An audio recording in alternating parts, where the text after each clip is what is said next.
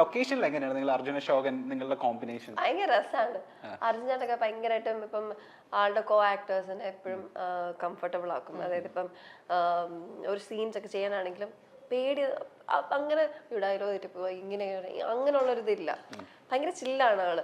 അതേപോലെ ഇപ്പൊ ഷൂട്ടൊക്കെ കഴിഞ്ഞാൽ തന്നെ ഷൂട്ട് കഴിഞ്ഞ വെച്ചാല് ഇൻ ബിറ്റ്വീൻ ഓരോ ഷോട്ട് എടുത്ത് കഴിയുമ്പോ നമ്മള് ലൂഡോ കളിക്കാനായിട്ട് ഓടും എല്ലാരും.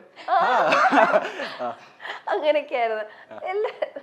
അർജുനൊക്കെ ഇപ്പം നേരത്തെ പരിചയം ഉള്ളതുകൊണ്ട് തന്നെ പിന്നെയും നമ്മള് വീണ്ടും ഫിലിംസ് ചെയ്യുമ്പോ ഇപ്പൊ ഞാനും അനുവും പോലെ തന്നെ നമ്മളും അർജുനൊക്കെ ആയിട്ട് ആ ഒരു കണക്ഷൻ ഉണ്ട്. ഭയങ്കര ഫ്രണ്ട്ലി ആണ്.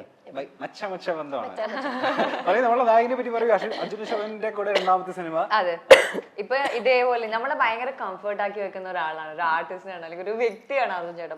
ഭയങ്കര ചില്ലു മനുഷ്യൻ എന്ന് പറയാം. ആദ്യം തൊട്ട് ശരണ്യയുടെ സമയത്തായാലും ഇപ്പോഴായാലും ആള് എന്താ പറയാ ഭയങ്കര കംഫർട്ടാണ് കൂടെ വർക്ക് ചെയ്യാൻ വേണ്ടിട്ട്. ഞാനിപ്പോ ഒരു സാധനം ആലോചിച്ചതാ. എന്നുവെച്ചാല് അന്ന് ഞാൻ ചോദിച്ചിട്ടുണ്ടേ അത്ര ചില്ലായിട്ട് നിക്കുന്ന കാരണം ഞാൻ ചോദിച്ചു ഡയലോഗ്സിനൊക്കെ വരുമ്പത്തേന് അച്ഛൻ്റെ പേടിയില്ലേ, ഒന്ന് പോയണേ ഒന്ന് പേടിച്ചിട്ട് നിക്കാവല്ല ഡയലോഗ്സ് പറയാൻ വേണ്ടിട്ട് കൊറേ ഉണ്ടല്ലോ. എന്നിട്ട് അതൊക്കെ ഇപ്പൊ ഒരാളിങ്ങനെ ഞാൻ പാട്ട് പാടിക്കൊണ്ടിരിക്കുക. ഇപ്പൊ ഞാൻ ഇത്ര ചില്ലാണോ ഡയലോഗ്സ്, ഞാൻ ഡയലോഗ് പഠിച്ചോണ്ടിരിക്കുന്നു. അങ്ങനെ ആള് നമ്മളെ പോലെ തന്നെയാണ്. എന്താ പറയാ എപ്പോഴും നമ്മളെ കൂട്ടും, നമ്മളെങ്ങനെ എക്സ്ക്ലൂഡ് ചെയ്യാം അങ്ങനെ ഇല്ല. എല്ലാരും അത് അർജുനന് ഞാൻ കണ്ടൊരു ക്വാളിറ്റി എന്ന് പറയുന്നത് സെറ്റിൽ നിന്ന് വന്ന് ഇറങ്ങുമ്പോ തന്നെ എല്ലാരുമായിട്ട് അത് ആരാണെങ്കിലും ഇപ്പൊ ഡയറക്ടറായിട്ടാട്ടെ പ്രൊഡക്ഷൻ ചേട്ടനായിട്ട് ആരാണെങ്കിലും ഹായ് ബായ് അങ്ങനെയാണ്. നല്ല രസമാണ് നമ്മള് സ്ക്രീൻ സ്പേസ് ഷെയർ ചെയ്യാൻ പറ്റും. ഓക്കെ, എന്തായാലും ഞാൻ അനുശ്വരയുടെ ഇന്റർവ്യൂല് കണ്ടിട്ടുണ്ട്. അതായത് നിങ്ങൾ സൂപ്പർ ഷെറ്റിനെ ചെയ്യുന്ന സമയത്ത് ഒരേ റൂമിലായിരുന്നു നിങ്ങൾ കഴിഞ്ഞുകൊണ്ടിരുന്നത്. ഈ സിനിമയുടെ സെറ്റിൽ എങ്ങനെ ഒരേ റൂമിലല്ലായിരുന്നു, പക്ഷെ പാക്കപ്പ് ചെയ്താൽ ഞങ്ങൾ ഒരു റൂമിലേക്ക് പോകും, എന്നിട്ട് ഉറങ്ങാൻ വേണ്ടി ഞങ്ങളുടെ റൂമിലോട്ട് പോകും, പിന്നെ ഒരുമിച്ച് അങ്ങനെയുള്ളൂ. ഇതിലോ സെയിം? ഇതില് അങ്ങനെ ആയിരുന്നില്ല, നമുക്ക് പല പല സമയത്തായിരുന്നു ഷൂട്ട് ഉണ്ടായിരുന്നത്. അപ്പം ചില സമയത്ത് ഇവർക്ക് വേറെ സമയത്തായിരിക്കും, എനിക്ക് വേറെ സമയത്തായിരിക്കും. അങ്ങനെ എന്താ ഈ കുട്ടിക്ക് മറ്റേ ഭക്ഷണം കഴിക്കാൻ സെറ്റിൽ ഭയങ്കര പ്രയാസമാണ്, ഈ കുട്ടി ഭക്ഷണമേ കഴിക്കത്തില്ല, അതിനൊരു പരാതി ഉണ്ട് ഈ കുട്ടിയെ പറ്റി. സെറ്റിലാണെങ്കിൽ ഭക്ഷണം കഴിക്കാൻ ഭയങ്കര പിന്നോട്ടാണ്. ഇല്ല, പക്ഷെ അങ്ങനെ ഒരു കംപ്ലൈന്റ് എല്ലാവർക്കും ഉണ്ട്. എനിക്ക് ഫുഡ് ചെറിയ വയറാണ് കുട്ടിയുടെ, പെട്ടെന്ന് ഫുഡ് കഴിക്കാൻ ഞാനല്ല, അപ്പൊ എനിക്കത് ഫുഡ് കഴിക്കാൻ കുറച്ച് ബുദ്ധിമുട്ടുള്ള കാര്യം. ഓക്കെ, രണ്ടുപേരും നല്ല ഫ്രണ്ട്സ് അല്ലേ? നല്ല ഇണവിരിയ കുരുവികളല്ലേ? ഒന്നുമില്ല. എന്തായാലും നിങ്ങള് ട്രൂ ഫ്രണ്ട്സ് നെവർ ലൈ എന്ന് പറയുന്ന ഒരു റൗണ്ടിലേക്കാണ് പോകുന്നത്. നിങ്ങൾ എത്രമാത്രം നല്ല ട്രൂ ഫ്രണ്ട്സ് ആണ്, നിങ്ങൾ എത്രമാത്രം പരസ്പരം അങ്ങോട്ടും ഇങ്ങോട്ടും അറിയാന്നൊക്കെ ഉള്ളത് നമ്മൾ ചെക്ക് ചെയ്യാൻ പോണ ഈ സമയത്ത്. ഓക്കെ, പോവല്ലേ? ഇഷ്ടപ്പെട്ട കളർ ഏതാ, ഇഷ്ടപ്പെട്ട നിങ്ങൾക്ക് തോന്നുന്നുണ്ടോ ഞാനങ്ങനെ ചോദിക്കുന്നത്? ഇല്ലെന്ന് തന്നെ പറയണം. ചോദിക്കട്ടെ, ക്വസ്റ്റ്യൻ ചോദിക്കട്ടെ. ഫസ്റ്റ് വൺ, പരസ്പരം ബ്ലാക്ക് മെയിൽ ചെയ്യാനും മാത്രം വകുപ്പുള്ള രഹസ്യങ്ങൾ ഞങ്ങൾക്ക് അങ്ങോട്ടും ഇങ്ങോട്ടും അറിയാം. ഒരെണ്ണം പറ, ഒരു സാധനം ഇറക്കാൻ പറ്റുമോ? അല്ല, ചെറിയ സാധനം എന്തെങ്കിലും. നിങ്ങള് മറ്റേ ഇണവിരിയ കുരുവില് തന്നെയല്ലേ? അടുത്തത്, അതിലെങ്കിൽ എന്തെങ്കിലും ഇട്ട് തരണം കേട്ടോ. ഞങ്ങളുടെ മാത്രം സമയത്ത് ഞങ്ങൾ അങ്ങോട്ടും ഇങ്ങോട്ടും വിളിക്കുന്ന വിളിപ്പേരുകള് പുറം ലോകത്തിന് അറിയാത്തത് ഡാഷാണ്. സെൻസേർഡ് വാക്കുകളാണ്. സെൻസേർഡ് വാക്കുകൾ എന്താ അത് പറയാൻ പാടില്ല, പിള്ളേരെ മറ്റുള്ളവർ കേൾക്കാൻ പറ്റാത്ത. അഗ്ലിയാണോ? അഗ്ലിയാണോ? അല്ല, അങ്ങനൊന്നല്ല, തെറി വിളിക്കുക. അതെങ്ങനെ അത് പക്കത്തെറി എന്ന് പറഞ്ഞാല് നമ്മളിപ്പോ ഒരു ഇന്റർവ്യൂവിന് പറയേണ്ട ഒരു കാര്യവാക്കല്ല. ആദ്യത്തെ അക്ഷരം പറയാൻ പറ്റുമോ? ഇല്ല, പറ്റില്ല. അപ്പൊ മറ്റേ കുട്ടൂസെ മൂന്നൂസെ ആ സാധനം അല്ല, നിങ്ങൾ മറ്റേ ന്യൂ ജനറേഷൻ ആണ്. ന്യൂ ജനറേഷൻകാരൊക്കെ എങ്ങനെ? ന്യൂ ജനറേഷൻ അങ്ങനെയാണല്ലോ. കുട്ടാന്നൊക്കെ എന്തെങ്കിലും കാര്യം ഫ്രണ്ട്സ് ഒക്കെ ഏടാ കുട്ട, ഞാൻ അനുന്നൊക്കെ ഇടയ്ക്ക് എനിക്ക് എന്തെങ്കിലും ആവശ്യം ഉണ്ടെങ്കിലൊക്കെ വിളിക്കും, അത്രേ ഉള്ളൂ. അല്ലാതെ കുട്ടാ മോളൂസ് ആ സാധനമില്ല. ഓക്കെ, അടുത്ത നീ മോളൂസ് എന്താ മോളെ ജാടയാണോ? അല്ലല്ല ഞാൻ ആക്കി വിളിക്കുന്ന വിളിക്കുമ്പോ എന്നാത്തിനാ വിളിക്കുന്നുള്ള. ഓക്കെ, എന്റെ അടുത്തിരിക്കുന്ന എന്റെ ഫ്രണ്ടിന്റെ അലമ്പ് സ്വഭാവം എനിക്കറിയാവുന്നത് ഡാഷാണ്. ഡാഷാണ്. എന്തുവാണോ? എന്തെങ്കിലും ഒന്ന് പറയണോ? ഒന്ന് മനസ്സ് തുറക്കൂ. എന്തെങ്കിലും ഞങ്ങൾക്ക് തമ്മിൽ വെക്കുകയാണെങ്കിലും. എനിക്ക് മാത്രം അറിയാവുന്നല്ല, അപ്പൊ ഞാൻ തന്നെ വെച്ചാ പോരെ. അല്ല, പൊതുജനത്തിന് കുറച്ചൊക്കെ അറിയാവുന്ന ഒരു അലമ്പ് സ്വഭാവം നമുക്ക് ഇന്റർവ്യൂല് പറയാൻ പറ്റുന്ന അലമ്പ് സ്വഭാവമാണ്. അത് അലമ്പാണ്. ഏത് അലമ്പ് സ്വഭാവമാണ്? ഏതെങ്കിലും ഒരു സാധനം പെർട്ടിക്കുലർലി പറയാണെങ്കിൽ ഇടിയും പിടിയും ഒക്കെ ഉണ്ടാവും. കടിയുണ്ടോ? ഉണ്ട്. പിന്നെ സൂപ്പർ. ഓക്കെ, കടിയുള്ള പാടുകൾ എന്തെങ്കിലും നമ്മളുടെ അമ്മ നീ ഒരു പ്രാവശ്യം എന്റെ എന്തോ ചെയ്തിട്ട് രക്തമൊക്കെ വന്നിട്ടില്ലായിരുന്നു ചെറുതായിട്ട്? മറ്റേ അങ്ങനെ അക്രമകാരിയാണോ? ഞങ്ങള് ഒരു പ്രാവശ്യം ഓർക്കുന്നുണ്ട് നമ്മൾ അടി ഉണ്ടാക്കിയത്. അടിന്ന് വെച്ചാല്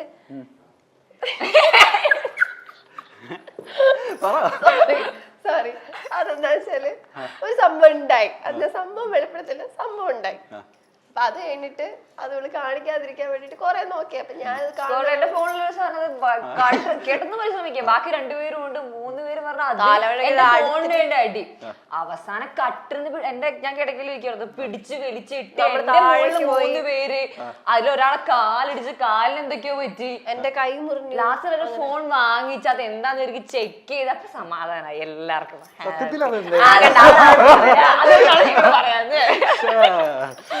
ഓക്കെ, എന്റെ ഫ്രണ്ടിന്റെ ഇൻസ്റ്റാ ഫോളോവേഴ്സിനെ പറ്റി എനിക്ക് നല്ല ബോധ്യമുണ്ട്. അങ്ങനെയാണെന്നുണ്ടെങ്കിൽ അദ്ദേഹത്തിന്റെ ഇൻസ്റ്റാ ഫോളോവേഴ്സിന്റെ എണ്ണം പറയാൻ പറ്റുമോ? എത്ര ഉണ്ടെന്ന്? 1 മില്യൺ എന്തായാലും ഉണ്ട്. 1 മില്യൺ ആണോ? എനിക്ക് സ്റ്റോറി ഇട്ടോറുണ്ട്. 1 മില്യൺ ആയി എന്നുള്ളത്. ഇദ്ദേഹത്തിന്റെ 7 lakh സംതിങ്. 7 lakhs? 777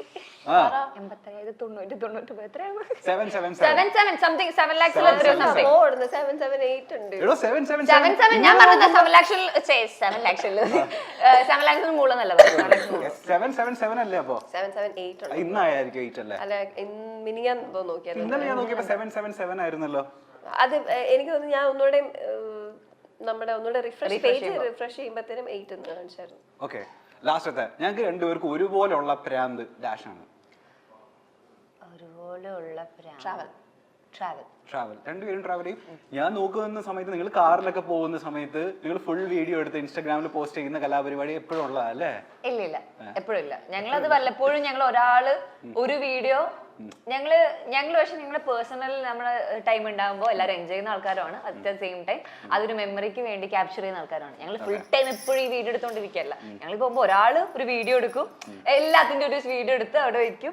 അത് ഞങ്ങള് ആരെങ്കിലും ഒരാൾ അവർക്ക് ഒരു എക്സൈറ്റ്മെന്റ് കയറി വരുമ്പോൾ അവർ എഡിറ്റ് ചെയ്ത് ഞങ്ങൾ അത് പോസ്റ്റ് ചെയ്യും. ഞങ്ങൾ എപ്പോഴും വീഡിയോ എടുത്തോണ്ടിരിക്കുന്ന ആൾക്കാരല്ല. ഓക്കെ, ഇനി എല്ലാവരും എക്സൈറ്റ്മെന്റോട് കൂടി ചോദിക്കുന്ന ഒരു കാര്യമുണ്ട്. അതായത് അനശ്വരനെ കണ്ടു കഴിഞ്ഞാൽ ബാംഗ്ലൂർ ഡേയ്സിന്റെ ഹിന്ദിയുടെ റീമേക്ക് അത് എന്തായി, എന്താ അതിന്റെ അപ്ഡേറ്റ് ഉള്ളത്? ഷൂട്ട് നടന്നുകൊണ്ടിരിക്കുക. അത് ഏത് ക്യാരക്ടർ നമ്മൾ ചെയ്യുന്നത്? പറയത്തില്ല. ചെന്തുവാട് കണക്കൂട്ടി ഒന്നും പറയില്ല എന്നുള്ളത് അവരവിടെ അനൗൺസ് ചെയ്തിരിക്കുമ്പോ ഞാനിങ്ങനെ പറഞ്ഞ എങ്ങനെയാ? ഷൂട്ടൊക്കെ നടന്നുകൊണ്ടിരിക്കും. പ്രതീക്ഷിക്കാം May 24th ആണ് ഇപ്പം റിലീസ് അവര് പറഞ്ഞേക്കുന്നത്. അതുപോലെ നമ്മളൊരു വൈറൽ വീഡിയോ ഉണ്ടായിരുന്നു അനശ്വരയുടെ. അതായത് പെൺകുട്ടികളിൽ ഒരു ദിവസം ഒരു പുള്ളിക്കാരനോട് ചോദിച്ചൊരു സംഭവമായിരുന്നു. അതായത് പെട്ടെന്ന് ഒരു ദിവസം ഒരു പെൺകുട്ടി ആയി കഴിഞ്ഞാൽ ആ പുള്ളിക്കാരന്റെ ഡയലോഗ് അതെന്തുവായിരുന്നു? ഞാൻ വൃത്തിയായി ഒന്ന് കുളിക്കും എന്നുള്ളത്. കണ്ടിരുന്നോ? ആ വീഡിയോ കണ്ടിരുന്നോ? ഭയങ്കര വൈറലായിരുന്നു ആ സമയം. ഞാൻ നേരെ തിരിച്ചത് ഉൾട്ട ചോദിക്കട്ടെ, നേരെ തിരിച്ച് നിങ്ങളൊരു ആൺകുട്ടി ആയി കഴിഞ്ഞ ഒരു ദിവസം എന്താ ചെയ്യാ? ഞാൻ ഇപ്പം എന്നെ സംബന്ധിച്ചിടത്തോളം ഞാൻ അങ്ങനെ മുന്നേ ആയിരുന്നെങ്കിൽ ഒരു 2-3 വർഷം മുന്നേ ആയിരുന്നെങ്കിൽ എനിക്ക് പറയായിരുന്നു എനിക്ക് രാത്രി പുറത്തു പോകാൻ വേണ്ടിട്ട്. പക്ഷെ ഇപ്പൊ എനിക്ക് അങ്ങനെ ഇല്ല. ഇപ്പൊ ഞാനെന്ന് വെച്ചാൽ ഞാൻ എങ്ങനെയാണോ എനിക്ക് ജീവിക്കാൻ ആഗ്രഹിച്ചുകൊണ്ടിരുന്നത് മുന്നേ എങ്ങനെയാണോ ഞാൻ ചെയ്യുന്നുണ്ട്. അപ്പൊ ഒരു ദിവസം ആൺകുട്ടി ആയതുകൊണ്ട് എന്റെ ലൈഫിൽ വലിയ ചേഞ്ചസ് ഒന്നും എനിക്ക് വരുന്ന എനിക്ക് തോന്നുന്നു. അവിടെയോ? എനിക്ക് ആകപ്പാട് എനിക്ക് തോന്നിയിട്ടുള്ള ഒരു പ്രിവിലേജ് പീരിയഡ്സിന്റെ പെയിൻ ഒന്നും അറിയണ്ട. യെസ്, ഞാൻ യോജിക്കുന്നു. ഒരു ദിവസത്തേക്ക് അതാണ് മെയിൻ ആയിട്ട്. നമ്മളെത്ര അവർക്കറിയത്തില്ലല്ലോ. പക്ഷെ ഇപ്പൊ നിങ്ങൾക്ക് കോളേജിൽ ഇപ്പൊ അവധിയൊക്കെ ആയില്ലേ? പീരിയഡ്സിന്റെ അവധി ഏതെങ്കിലും ഒരു ദിവസം എടുത്തായിരുന്നു? അതെ, ഞങ്ങളുടെ ആക്ച്വലി ഈ ആഴ്ച ഈ ഇടയ്ക്കാണ് നമ്മൾ സൈൻ ചെയ്ത് കൊടുത്തത്. അത് എടുക്കണം കേട്ടോ. തന്നോ?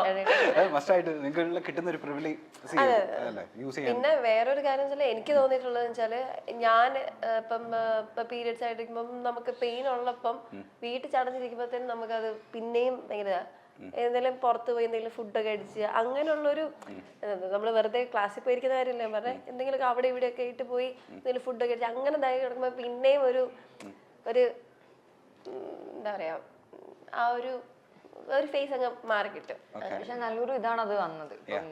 ഇപ്പൊ ഈ പറഞ്ഞ പോലെ ഇങ്ങനെ പുറത്തിറങ്ങാൻ പറ്റാത്ത പോലും ശേഷിയാത്ത ആളാണ്. അതിലൊരാളാണ് ഞാൻ. എനിക്ക് അനങ്ങാൻ പോലും അത് ഒരു ദിവസം ഞാൻ ശരണ്യയുടെ ഷൂട്ടിന്റെ സമയത്ത് ഞാൻ ഷൂട്ടിന്റെ സമയത്ത് ഞാൻ പീരീഡ്സ് ആയാലും അവിടെ ഷൂട്ട് എനിക്ക് പോകാൻ പറ്റത്തില്ല. ഒരു ദിവസം മമ്മിയായിരുന്നു എന്നെ നോക്കിക്കൊണ്ടിരുന്ന ഒരു ദിവസം. അന്ന് ഷൂട്ട് നിർത്തിവെച്ചേക്കായിരുന്നു, കാരണം എനിക്ക് പറ്റുന്നില്ല, അനങ്ങാൻ പറ്റുന്നില്ല. അപ്പം ചില ആൾക്കാർക്കൊന്നും അവർക്ക് അറിയില്ല പെയിൻ എന്താ. ഈ ക്രാംസിന്റെ ഒരു പിടിപാടില്ലാത്ത ആൾക്കാർ, ഇൻക്ലൂഡിങ് ഞാൻ പഠിച്ച സ്കൂളിലടക്കം. ഞാനൊരു ഗേൾസ് സ്കൂളിൽ പഠിച്ച ഗേൾസ് സ്കൂളിൽ എന്റെ ഇടയിൽ കുഴപ്പമില്ലല്ലോ. അപ്പൊ ഒരു ഗേൾസ് സ്കൂളിൽ പഠിച്ച എനിക്ക് പീരീഡ്സ് ആയിട്ട് വയറുവേദനടുത്തിരിക്കുമ്പോൾ എന്റെ ടീച്ചേഴ്സ് എന്നോട് ചോദിക്കാറുണ്ട്, ഇതെല്ലാ പെൺകുട്ടികൾക്ക് ഉണ്ടാവുന്നതല്ലേ. ഗേൾസ് സ്കൂളിലെ ടീച്ചർ പറയുന്ന ഒരു കാര്യമാണ്.